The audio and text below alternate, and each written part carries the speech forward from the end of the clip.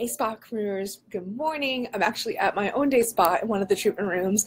This one is called Dreamcatcher, which is ironic because we have no dream catchers actually in this room. But this is the one that is actually my mother's room, and you know, it's really pretty and gaudy, and you can see tassels everywhere. Anyway, good morning. I just wanted to go over a couple things. There were some questions yesterday, quick questions about the money portion of the Spapreneur Challenge, and let me first explain this. Part of the reason why a lot of smaller businesses don't work is they don't have what's called an SOP, or standing operating procedures. And what those are is when you buy a franchise, and this is why franchises are so appealing, and this is in any business, not just ours, is that they come with this kind of like rule book saying this is how you run your business. And that's why they are somewhat easier to run, they are somewhat easier to maintain, they're somewhat easier to do, and easier to feel like you're getting more success from, because they already come with that. What the money section is doing is it's forcing you to come up with your standard of operating procedures. I just gave you an example of one.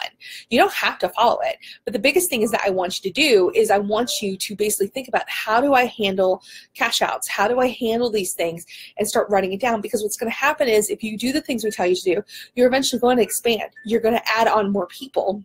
And that means that you need to be able to train them. So you can't just, part of the problem is with Spapreneurs, especially solopreneurs, is I can't teach them how I do things. Well, the reason why you can't teach them how you do things is because you don't think about it, you just do it.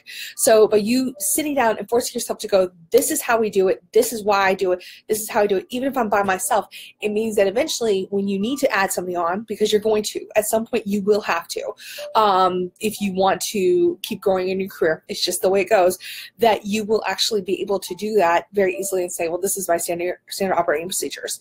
So I just wanted to kind of re-emphasize that it's really important. Part of this challenge, yes, is to get you ready for holiday, but it's also to get you to think about your business overall and think, well, how do I handle my cash flow? Is this something that I can handle throughout the year, not just for the holiday challenge? So I'm going to do that quick.